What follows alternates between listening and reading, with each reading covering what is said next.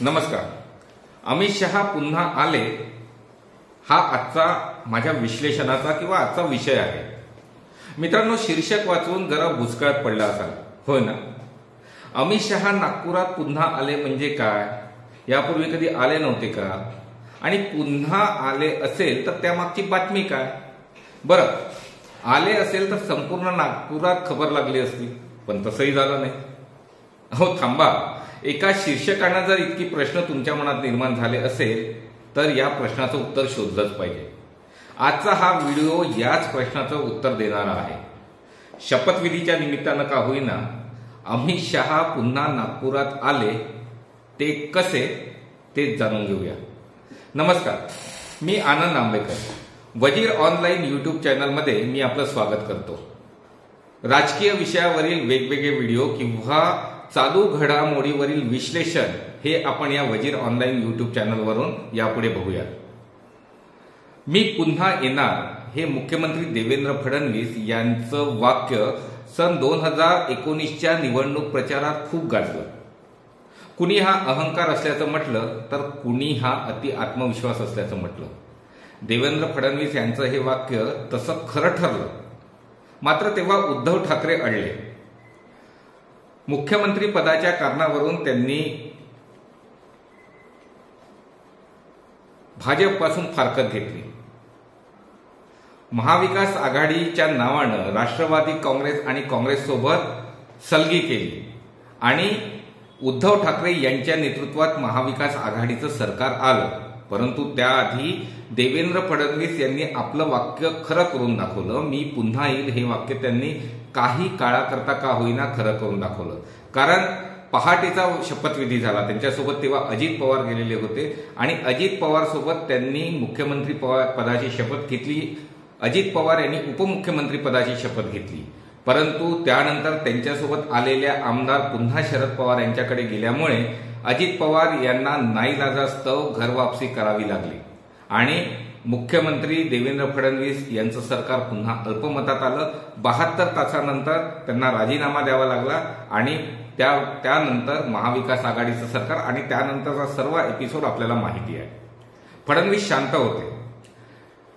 सरकार पडल्याची किंवा मुख्यमंत्री पदावरून पायउतार झाल्याची खतखत त्यांच्या मनात होती, मात्र ती त्यांनी कधी दिसू दिली नाही. आपला शांत आणि संयमी स्वभावामुळे जणू काही झालंच नाही असंच ते वावरत होते. कदाचित आतून खूप काही सुरू होतं. ज्या शिवसेनेनं भाजपला धक्का दिला त्या शिवसेनेला खिंडार पाडण्याचा कट कुठेतरी शिजत होता. सन 2022च्या जून महिन्यात एकनाथ शिंदे यांच्या नेतृत्वात शिवसेनेचे 40 पेक्षा अधिक आमदारांनी बंड केलं. एका पक्षाचा मोठा गट सरकार बाहेर पडल्यानं उद्धव सरकार अल्पमतात आलं. महाविकास आघाडीचं सरकार पडलं. गुवाहाटी वाया सुरत हा शिंदेच्या आमदाराचा प्रवाह त्या काळी खूप गाजला. त्या गटानं भारतीय जनता पार्टीला पाठिंबा दर्शवला. काही अपक्ष आमदारही त्यावेळी त्यांच्यासोबत होते. एकनाथ शिंदे आणि त्यांचे साथीदार सोबत येत असल्याने भारतीय जनता पार्टीनं सत्ता स्थापनेचा दावा केला. आता देवेंद्र फडणवीस तिसऱ्यांदा मुख्यमंत्री होतील असं जवळपास निश्चित झालं होतं. नागपूरसह संपूर्ण राज्यात भारतीय जनता पार्टीनं जल्लोषाची तयारी केली होती. नागपुरात सत्ता स्थापनेच्या निमंत्रणापूर्वीच तसेच बॅनर आणि होर्डिंग लागले होते.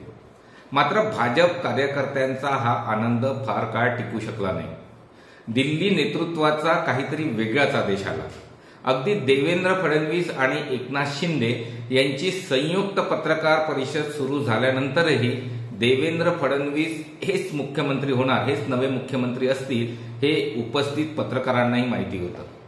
मात्र त्याच पत्रकार परिषदेत स्वतः देवेंद्र फडणवीस यांनी राज्याचे पुढील मुख्यमंत्री एकनाथ शिंदे असल्याचं जाहीर करून संपूर्ण महाराष्ट्राला हादरा दिला. याच पत्रपरिषदेत आपण कुठलंही मंत्रिपद स्वीकारणार नाही असंही त्यांनी जाहीर केलं. देवेंद्र फडणवीस यांचा गृहजिल्हा असलेल्या नागपुरात भाजपचे कार्यकर्ते मात्र या निर्णयामुळे संतापले. आनंदी शहरात स्मशान शांतता पसरली. या सगळ्या इतिहासाची उजळणी मी का करतो याचं कारण आता आपल्याला सांगतो. आजचा विषयच यात दडलेला आहे.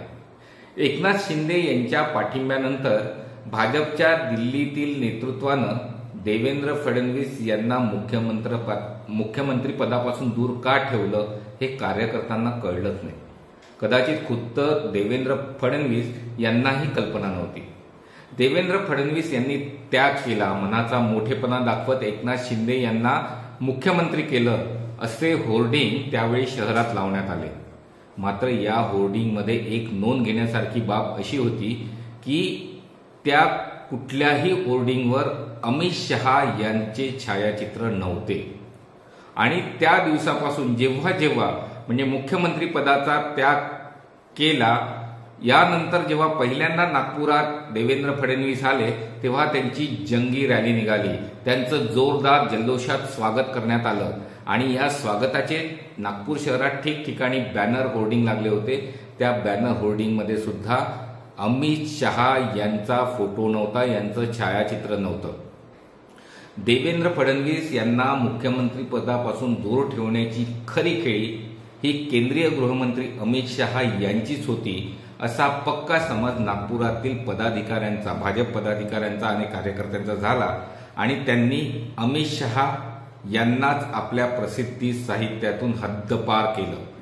30 जून 2022 नंतर अगदी कालपर्यंत म्हणजे सन 2024च्या महाराष्ट्र विधानसभा निवडणुकीच्या निकालानंतर आणि मुख्यमंत्री पदासाठी देवेंद्र फडणवीस यांच्या नावावर शिक्कामोर्तब होईपर्यंत, अर्थात या 2.5 वर्षाच्या काळात नागपूर शहर भारतीय जनता पार्टीतर्फे शहरात ज्या कुठल्या कार्यक्रमाचे, ज्या कुठल्या नेत्याच्या आगमनाचे बॅनर होर्डिंग लागले त्या कुठल्याच होर्डिंग्सवर, बॅनर्सवर अमित शहा यांचा फोटो नव्हता, यांचं छायाचित्र नव्हतं. कदाचित असा अलिखित फतवा भारतीय जनता पार्टी नागपूर शहरतर्फे काढण्यात आला असावा असा एक पत्रकार म्हणून माझा सुद्धा समज झाला. आज देवेंद्र फडणवीस म्हणजे काल देवेंद्र फडणवीस यांनी मुख्यमंत्री पदाची शपथ घेतली आणि त्यानंतर शहरात जे काही बॅनर लागले, नागपूर शहरात जे काही बॅनर्स लागले, होर्डिंग्स लागले, त्यावर केंद्रीय गृहमंत्री अमित शहा यांचा फोटो ठळकपणे झळकला आहे. अगदी पंतप्रधान नरेंद्र मोदी यांच्यानंतर अमित शहा यांचा फोटो नागपुरातल्या प्रत्येक होर्डिंगवर, विशेष म्हणजे भारतीय जनता पार्टीच्या कार्यकर्त्यांकडून, पदाधिकाऱ्यांकडून लावण्यात आलेल्या होर्डिंगवर अमित शहा यांचा फोटो दिसतो आहे, ठळकपणे दिसतो आहे. आणि म्हणूनच एक मनात आपसुकच असा विषय आला की नागपुरातील भाजप पदाधिकारी आणि कार्यकर्त्यांनी अमित शहा यांना दिलेल्या अलिखित शिक्षेची मुदत ही देवेंद्र फडणवीस अर्थात देवाभाऊ यांच्या शपथविधी नंतर संपली असं म्हणायला हरकत नाही. म्हणूनच आम्ही म्हणतो अमित शहा नागपुरात पुन्हा आले. मित्रांनो, आजचा विषय कसा वाटला हे कमेंट बॉक्समध्ये अवश्य लिहा. वजीर ऑनलाईन युट्यूब चॅनलला जर सबस्क्राईब केले नसेल तर आजच आणि आता सबस्क्राईब करा, व्हिडिओला लाईक करा, शेअर करा, अधिकाधिक संख्येने शेअर करा. बघत रहा राजकीय घडामोडीचा साक्षीदार आणि पहारेदार वजीर ऑनलाईन युट्यूब चॅनल. नमस्कार.